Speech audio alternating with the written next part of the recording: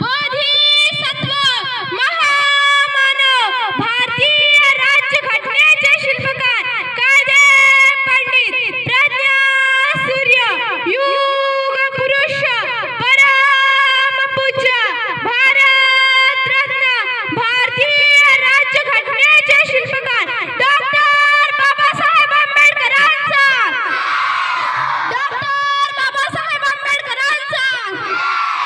फूलों की कहानी बहारों ने लिखी, रातों की कहानी सितारों ने लिखी। फूलों की कहानी बहारों ने लिखी, रातों की कहानी सितारों ने लिखी। हम नहीं है किसी के गुलाम, क्योंकि हमारी कहानी बाबा साहेब ने लिखी, बाबा साहेब ने लिखी। मित्रांनो, जगाला सर्वप्रथम शांतीचा आणि क्रांतीचा संदेश देणारे तथागत सिद्धार्थ गौतम बुद्ध मृत्यूच्या मैदानात मर्दाच्या मनगटानं आणि धैर्याच्या धुंदीनं झुंज करून स्वराज्य निर्माण करणारे छत्रपती शिवाजी महाराज, काळात छातीवरी अभिमानाची दरी कोरणारे विठू माझा लेकरू बाळासंगे गोपाळांचा मेळा असे म्हणणाऱ्या संतांची संतभूमी, जुलमिया जातीयवादीच्या विरोधात दंड टाकून बंड पुकारणाऱ्या महामानव राष्ट्रपिता महात्मा ज्योतिबा फुले, भारतीय राज्यघटनेचे शिल्पकार बुद्धी सम्राट डॉक्टर बाबासाहेब आंबेडकर, माता जिजाई, माता भीमाई, माता रमाई, माता इंगे, माता सावित्री या सर्व महामातांना महापुरुषांना प्रथम अभिवादन करून मी माझ्या भाषणाला सुरुवात करते। मित्रांनो, ज्या वेळेस त्या भूमीमध्ये धर्माचा मुखवटा एक होऊ लागलेला होता, तेव्हा बाबा पुण्याचं प्रकरण सुरू झालेलं होतं।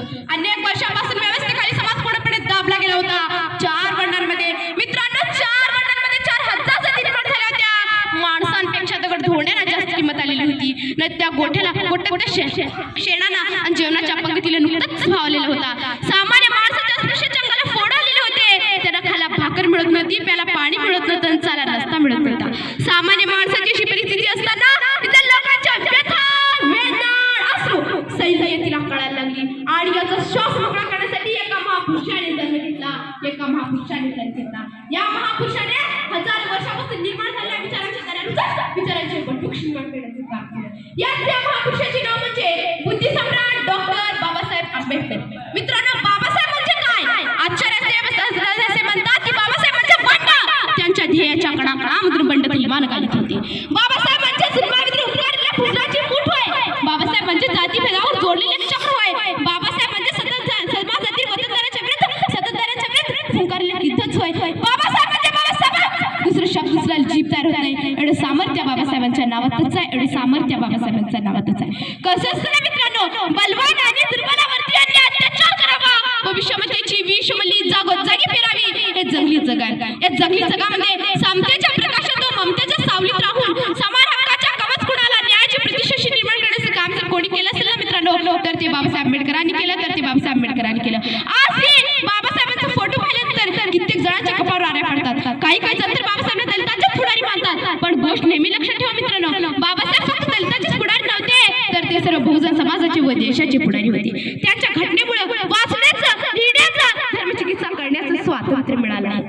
मित्रांनो, एखादा माणूस BMW कारमध्ये फिरणार असो किंवा मर्सिडीज कारमध्ये फिरणार असो, तो माणूस जर निवडणुकीला थांबला तर गल्लीतल्या फिरणाऱ्यापासून त्याचा आपल्या शिकाऱ्यापर्यंत आणि ज्यांनी आपल्या तोंडाची ब्युटी पार्लर सुरू केली आहे ना, अशापासून तर ज्यांना आपल्या तोंडाची लाल सुद्धा पुसता येत नाही, त्याच्याकडे जाऊन पाय धरतात, म्हणतो मालक मी निवडणुकीला बा, माझ्या पाठीशी तुमचा हात असू द्या, माझ्याकडे तुमचं लक्ष असू द्या। ही ताकद कोणाची आहे? तर ही ताकद राज्यघटनेची आहे। अमेरिकेसारख्या प्रगतशील देशात सुद्धा महिला राष्ट्राध्यक्ष बनू शकले नाही, पण भारतामध्ये प्रधानमंत्री पदावरती इंदिरा गांधी, राष्ट्रपती पदावरती प्रतिभाताई पाटील। ही ताकद कोणाची आहे? तर ही ताकद राज्यघटनेची आहे, तर ही ताकद राज्यघटनेची आहे। पूर्वी काम करायला 12 तास काम करायला लागत होतं, पण आज 8 तास काम करायला लागत आहे।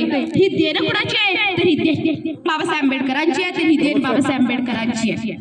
मित्रांनो, मी जाता जाता एवढेच म्हणेन की आले किती गेले किती, आले किती गेले किती, उडून गेले भरारा, संपला नाही आणि संपणारही नाही माझ्या भीमाचा दरारा, माझ्या भीमाचा दरारा।